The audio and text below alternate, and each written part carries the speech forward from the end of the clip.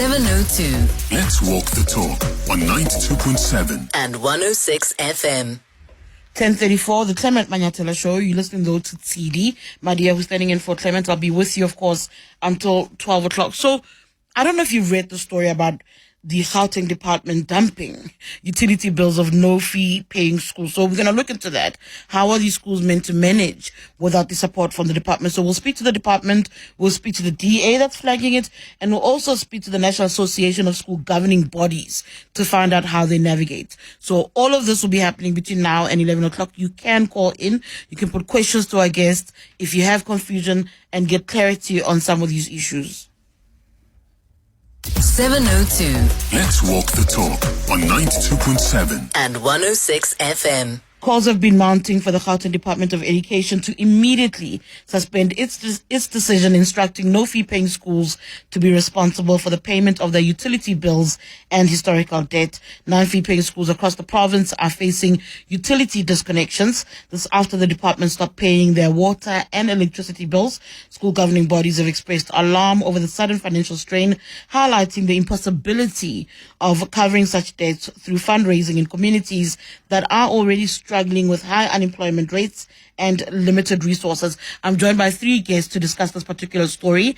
I've got Sergio Isa Dos Santos from the DA, that's the spokesperson for education. I'm joined in studio by Mabona, who represents the Gauteng Education Department, and I'm also joined on the line by Matakanye Matakanye, who's the Secretary General of the National Association of School Governing Bodies. Thank you so much. Welcome to Radio 702 to all of you. Sergio, I'll start with you very quickly because the DA has criticized this particular decision. You've called it financial dumping. What is your understanding of the motivation even behind this decision taken by the department? Oh, firstly, good morning to you and to your listeners. To be honest with you, I don't understand the intention behind this. All that I can say is that I do believe this is financial dumping. This issue seems to be a much broader case. On Monday, I had a few schools from Soweto complaining about the same issue, so I'm waiting the information from there. Last week, Friday, I also received information from a number of schools in Tshwane. So this issue seems to be a lot broader and not just in Eldorado Park. But basically what I say when I say it's financial dumping, it is. When you tell in schools without following due process and handing over historical municipal debt, some schools, as I've mentioned, 4.7 million rand, 4 million rand, 600,000 rand. When you're handing over this municipal debt to schools, and expecting them to pay when they're already in impoverished area. Many of them are no-fee paying schools. Even the schools that are classified as quintile 4 or quintile 5 are technically no-fee paying schools because they have very low collection rates, as little as 20% fee collection rates. Now the schools are facing possibilities of services being disconnected. Some schools have already received pre-termination notices in Eldorado Park, purely because the Department of Education has failed to pay these municipal bills. You don't have a full understanding of the motivation. As I said, Mabona is in studio, so we'll try and understand why. Ideally, though, Sergio, what would you like to see the department doing with regards to these schools? Obviously paying the fees, I assume, but how do you see them going about it? I'd imagine the argument we're going to hear from Mabona is financial constraints on their part as well. Well, that's the thing. And listening to his interview yesterday, I'm surprised that he's actually on the same line with me today. But they keep on referring to Section 25 of the SASSA Act, and Section 25 is the removal of functions from the SGB. We understand the SASSA Act. We're talking about Section 20, Section 21 especially, and Section 21(1)(d), transferring of the functions of paying fees to schools.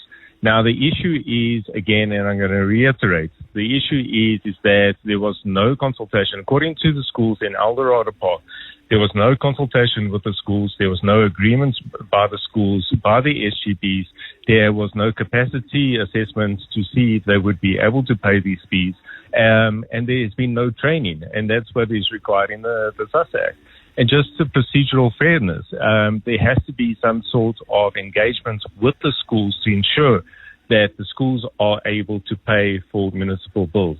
You cannot hand over 4.7 million rand historical debt to a school, and when the allocations to the schools are considerably less than what they can afford on a monthly basis. So every single month, they're going to occur more and more debt because their monthly allocation is going to be considerably less. And over and above that, the department has paid 25% of their allocations to some schools. Some schools were saying that we're still waiting for our allocation payments. Okay, so, all right. All right, Sergio. Thank you so much. That's Sergio Isa Dos Santos from the DA, who's kind of giving us a narrow picture of what's going on. I've got Steve Mabona in studio with me. He's already wanting to jump in and to say his piece. Steve, I'm going to ask you to wait a little bit. I want to bring in Matakanye a little bit. Matakanye, thank you so much for joining us. So, Sergio Dos Santos spoke about schools in El Dorado Park, now mentioned schools in Soweto, saying that this is actually far more greater than what they understood initially. From the National Association of School Governing Bodies, how widespread is this issue? How broad is it where schools aren't being assisted with utilities by departments? Is it just a Gauteng issue or is it beyond this province? Good morning, and good morning all to you, all your listeners and the fellow interviewees there. We quickly just want to call the Department of Education, particularly in Gauteng, to sort up this mess. They must just sort up this mess without really coming there and start spinning and start now talking this and all those things. Department must just sort. And I talked to the MEC that the officials are disorganizing the system.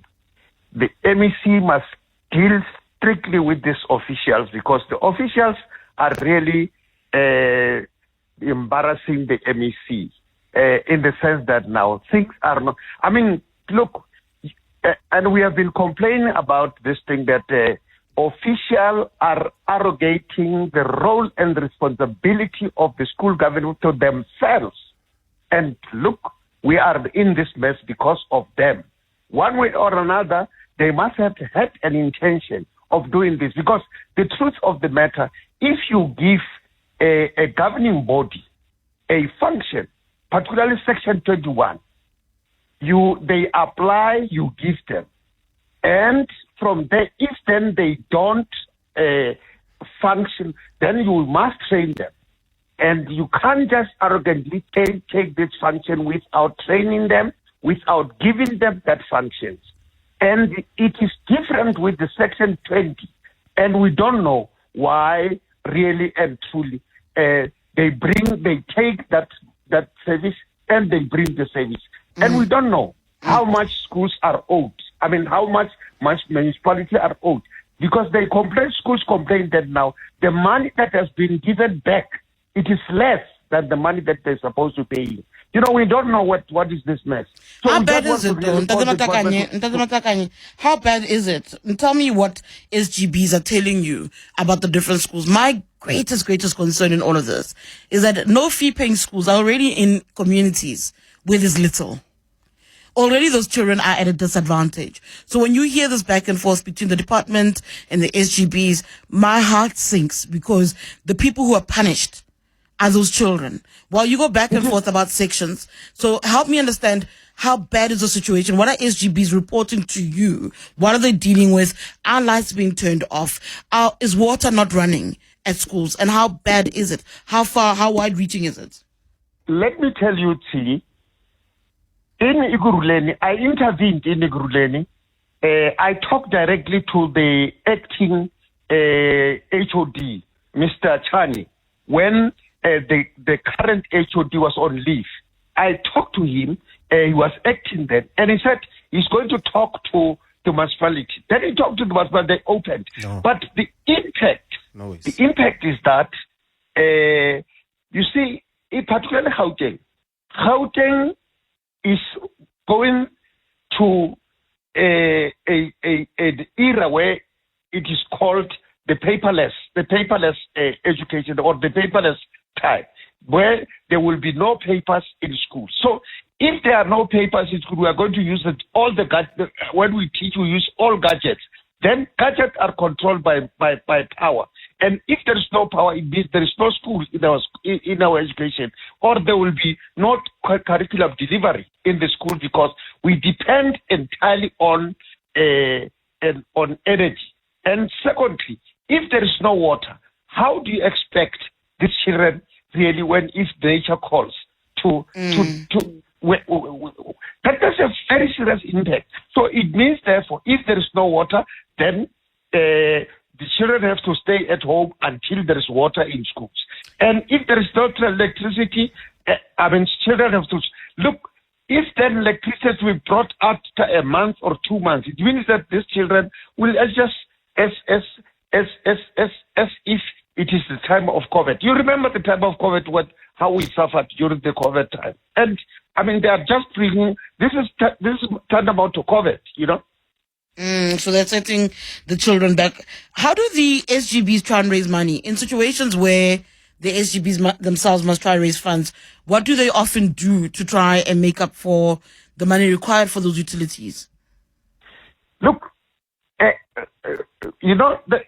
poorest of the poor, the township, the rural, the deep rural, they don't have, the skill of raising funds. And among them, really, there are no professionals and all those things. The professionals, even the very same children that we are teaching, once they become professional, they leave the township, they leave the rural, the deep rural and all those. So there are no people who are skillful, except that now they use these very children to raise funds. We can have concerts in schools, we can have tournaments, children play among themselves, and all those. That is the one way of just raising funds in schools to augment to the services that are paid by the schools. Okay.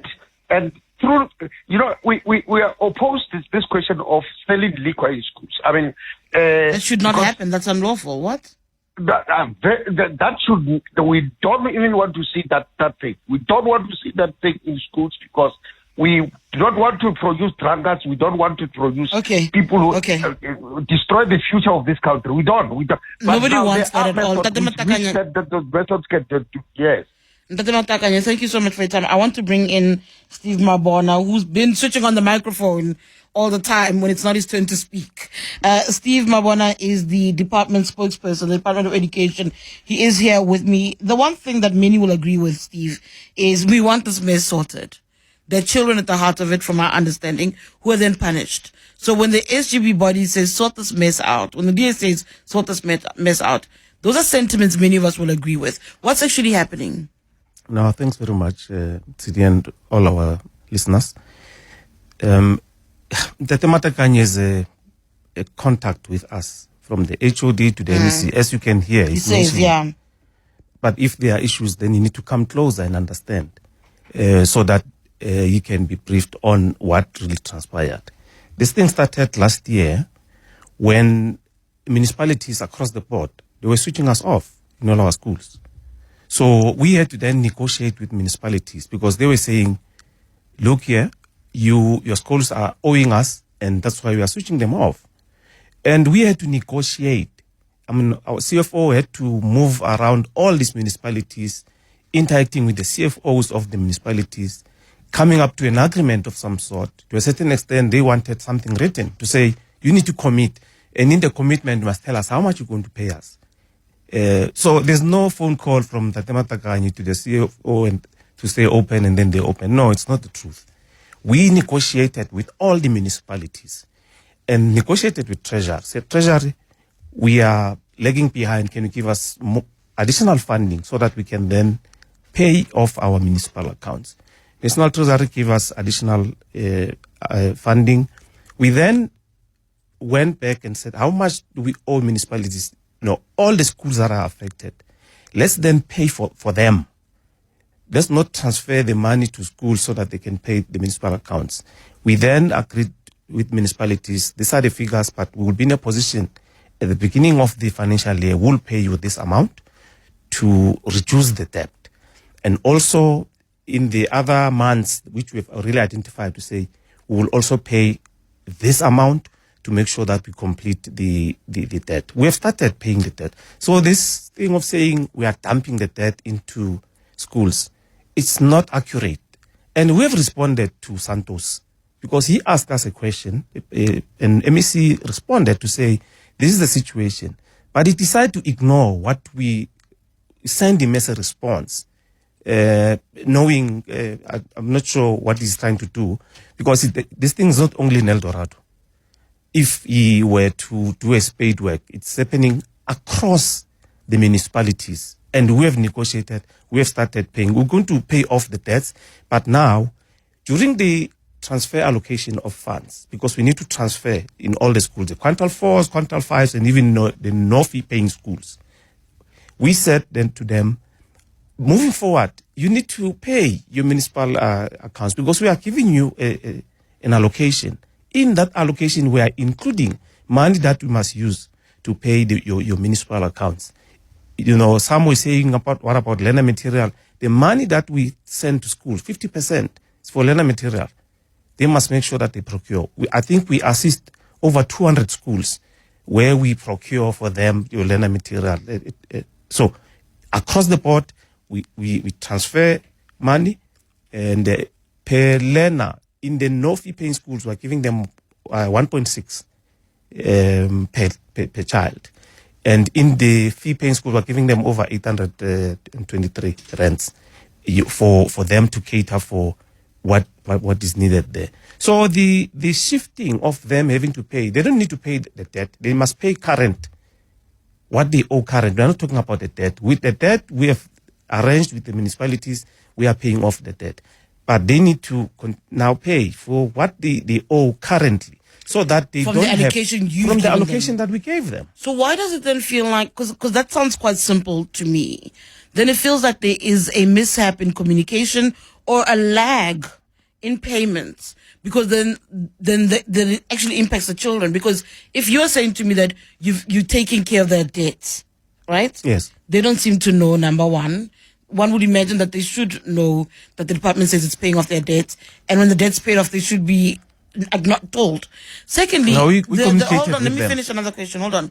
The issue of allocation, when you give them money for learner material and for the day-to-day use, I suppose, do you then say, in this allocation, this much must go to servicing utilities every month? Is there that conversation? Because then we must look back at the school. Something's gone wrong. Yes. And we've communicated with most of them in 2023 already. Because for us to take the functions of a school, they must be performing bad in terms of the financial management. Those few that will be identified. That's why in El Dorado we say they are saying 6. Those 6 were identified as those that could not manage, their funds. Then in 2023, because we've been looking at them to say, we're going to take back or give you back the functions, because you will understand that after each and every SGB that is voted in, we do training. I mean, we have Matakanye that conducts training for all the SGBs that are new. And all these SGB, when did they start? Last year already, they started. So they are going through the training on how to manage finances. So there's no dumping of any debts that we need to clarify. And the allocation, we allocate as per the learners. Remember, statistics is quite key in education. That's why we'll normally do a head count to say how many children you have. Out of that, that's how we're going to be allocating money. So there's no way that we can allocate lesser than what is expected. How many schools were affected broadly in the province? No, across the board. In all across, as all the non-fee paying, or you never figure? Okay. All the schools. All the schools, they were affected. They didn't pay their municipal debts and they were to take over. But mostly those that did not pay, they're in the townships. And then in terms of clearing that debt so that they're reconnected, that kids have electricity and water, how far along is the department? Look, we negotiated with municipality. And you must say, we are hitting a brick wall in some of the municipalities. They were saying we're not taking it. But we had to knock in the doors and negotiate. We negotiated and we started paying. We paid the first tranche And we will also then continue and make the other payments so that we don't have a debt. But we are not dumping that debt to schools. The schools must pay what they have currently consumed as per the municipal services.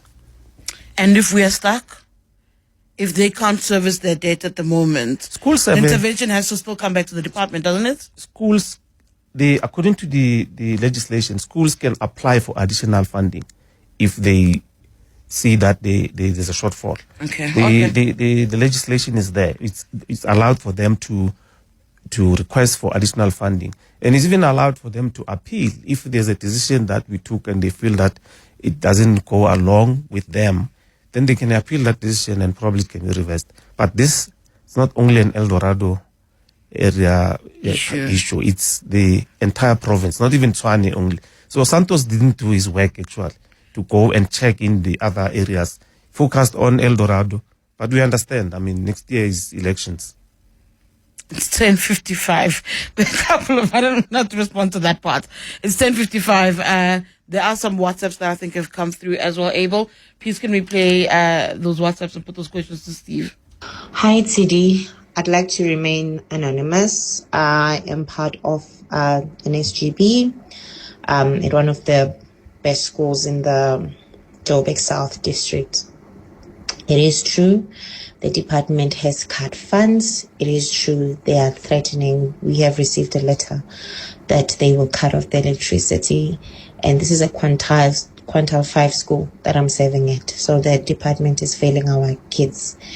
It's really failing us. What were the letters about that she's referring to? That you sent letters to schools? She says she's a member of an SGB. You did send threats to schools. We're not saying we're cutting. We said they must pay their municipal debts. They must pay their municipal accounts, not debts. The debts we have acknowledged that we are taking over, we'll pay that debt. But what we allocate to them currently, they need to make sure that they don't say, no, we are owing municipality, we are not paying. No, they must pay the current utilization of the municipal services. Meanwhile, on the other hand, we are dealing with their debts. And we have acknowledged that, yes, our schools are, owing, and we have packaged the communication between ourselves and all the municipalities, because we have to negotiate that please don't cut us, because we'll be affected, dearly. Because most of our schools, they use smart boards, they use tablets.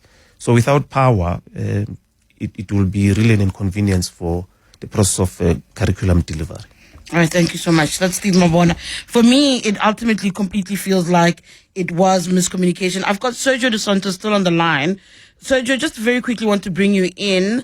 In essence, Steve Mabona is saying on your part, it's a lack of doing homework, that they had communicated, that they had gone to municipalities, and it doesn't sound like there's a service that they're trying to cut. I was not, I apologize, I wasn't fully engaged in the conversation because, as I mentioned, I'm in another meeting. But the gist that I got, it is incorrect. The schools have complained that there was no engagement by the department in terms of training the SGBs, training the schools, doing a capacity assessment. None of that has taken place. All they were told, they were provided a letter saying from the 1st of April, you are now responsible for paying your school fees.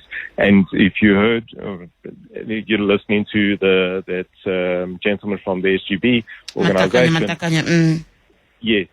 He's basically saying the exact same thing. There has been no engagement by the Department of Education in ensuring that there's capacity building, that there has been assessments done to ensure that the school and the SGBs are able to afford and to be able to pay for municipal bills. Okay. What the spokesperson is saying is a complete fabrication. The schools are, if it's only 1 or 2 schools that are saying that, all right. You can say. All right, Sergio, thank you. Steve, I want to give you very quickly the last word. Again, for me, all of this boils down to a lack of solid communication. Yeah, basically. But we'll make inroads with our schools. and make sure that all those that are given back this responsibility, they know what to do. And understand what it actually means. That's part of what I feel is lost in translation. Yeah, I think so. But we appreciate their input. We will make inroads with our schools and make sure that they understand on what is expected of them. But we are not dumping anything to schools. These our schools will support them. We negotiated on their behalf, and all municipalities agreed. Though it was a struggle, because they also have their own responsibilities in terms of finances. They've got shortfalls, so we had to make sure that we are in agreement, and we have committed because we've started to pay the municipalities. All right, thank you so much. That's Steve Mabona from the Gauteng Department of Education. Good luck with the comrades. Also, thank you to Sergio Isa Dos Santos from the DA, as well as Matakanye Matakanye, who's the Secretary General of the National Association of School Governing Bodies.